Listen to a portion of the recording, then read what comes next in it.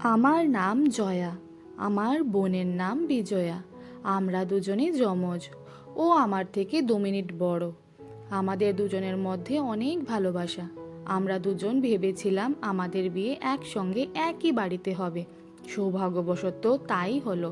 আমাদের দুজনের বিয়ে একই পরিবারে হলো। রবি আমার স্বামী, আর বিজয়ার স্বামী হলো রাতুল।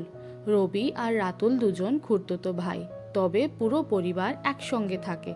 বিজয়া পাশের বাড়িতেই থাকে, তাই আমাদের দেখা সাক্ষাতে কোনো বাধা ছিল না। রবি আর রাতুলের মধ্যেও ভালো বন্ধন ছিল। বাড়ি শুধু দেওয়ালে বিভক্ত, তাই আমরা যেখানে খুশি যেতে পারতাম, যেখানে ইচ্ছা থাকতে পারতাম। আমাদেরও ভালো লাগতো, কারণ কোনো নিষেধ ছিল না।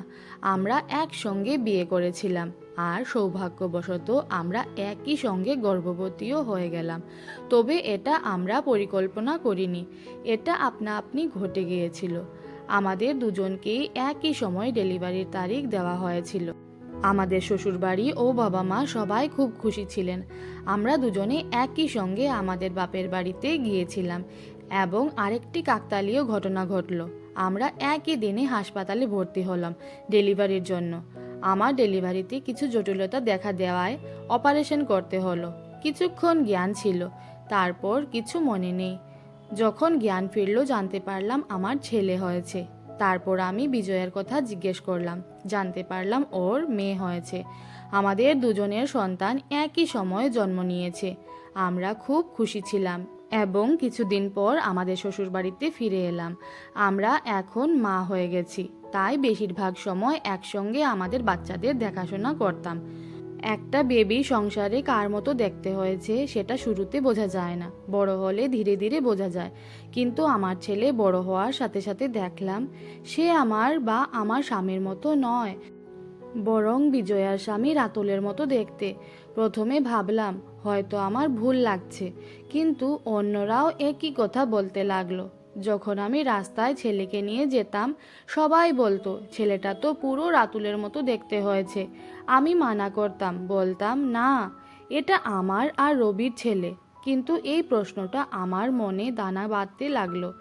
একদিন আমি মজার ছলে রবিকে বললাম, আমাদের ছেলে তো রাতুলের মতো দেখাচ্ছে। সে খুব রেগে গেল, বলল, পাগল হয়েছ নাকি, এসব কথা বলো না। ওর এই আচরণে আমি আরও ভাবতে লাগলাম, আমার সঙ্গেই বা কি ঘটছে, কেন সবাই এ ব্যাপারে চুপ। আমি ঠিক করলাম বিজয়ার সঙ্গে কথা বলবো, তবে সরাসরি কিছু জিজ্ঞেস করলাম না, কারণ এতে ওর ও রাতুলের সম্পর্কে ভুল বোঝাবুঝি হতে পারত। আমি মজা করে বললাম, এই তো ছেলেটা তো ধীরে ধীরে কাকার মতো দেখাচ্ছে, একই পরিবারের, তাই স্বাভাবিক। বিজয়া হালকা হাসলো, কিন্তু আমি তো ওকে ছোটবেলা থেকে চিনি। ওর হাসির মধ্যে কিছু লুকোনো ছিল। তারপর সে কোনো বাহানা করে সরে গেল। আমি বুঝলাম এই বাড়িতে এমন কিছু আছে যা আমার থেকে লুকোনো হচ্ছে। আমার মনে সন্দেহ দানা বাঁধতে লাগলো। আমার স্বামী, আমার বোন, ওর স্বামী, সবাই কিছু লুকোচ্ছে। আমি কোনো কিছু না জানিয়ে বাপের বাড়িতে চলে গেলাম। বিজয়াকে কিছু বলিনি।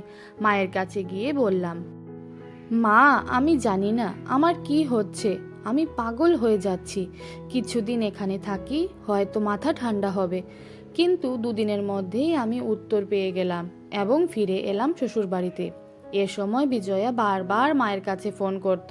হয়তো বলতো, জয়াকে কিচ্ছু বলো না, কিন্তু মা আমাকে সব বলে দিল। মা বলল, সময় এসেছে, তোর জানা উচিত, না হলে তুই আরো ভুল বুঝবি। আমি বাড়ি ফিরে গিয়ে রবিকে বললাম, চলো বিজয়ার বাড়ি যাই। আমরা সেখানে পৌঁছনো মাত্র বিজয়া বলল, কি রে, কি আনলি বাপের বাড়ি থেকে? কিছু না বলে চলে গেলি কেন? আমি সরাসরি বললাম, তুই তো লুকিয়েছিলি যে তোর গর্ভে যমজ সন্তান ছিল। এটা শুনে বিজয়া হতভম্ব হয়ে আমার দিকে তাকালো। আমি ওকে জড়িয়ে ধরে কেঁদে ফেললাম। আমার বোন নিজের একটি সন্তান আমাকে দিয়েছে। বিজয়া বলল, আমি চেয়েছিলাম তোকে চমকে দেব, কিন্তু তোর ডেলিভারির সময় জটিলতা হওয়ায় তোর সন্তান বাঁচেনি। আমি চাইনি তুই জ্ঞান ফেরার পর শুনিস যে তোর কোল খালি। আর তাছাড়া এই সন্তান আমার কাছে থাকুক বা তোর কাছে, এতে কি আসে যায়? আমি বিজয়াকে জড়িয়ে ধরে কুপিয়ে কেঁদে ফেললাম। ওর জায়গায় আমি হলে হয়তো পারতাম না, কিন্তু ওর মনটা কত বড়। রাতুলও এতে সম্মতি দিয়েছে, আর আমার স্বামীও আমাকে খুশি দেখতে চেয়েছিল, তাই চুপ ছিল। এমন বোন আর পরিবার পেলে জীবনে আর কিচ্ছু চাওয়ার থাকে না। আজও আমি আমার বোনের দেওয়া এই উপহারের মূল্য বুঝি, তাকে অনেক ভালোবাসার চেষ্টা করি।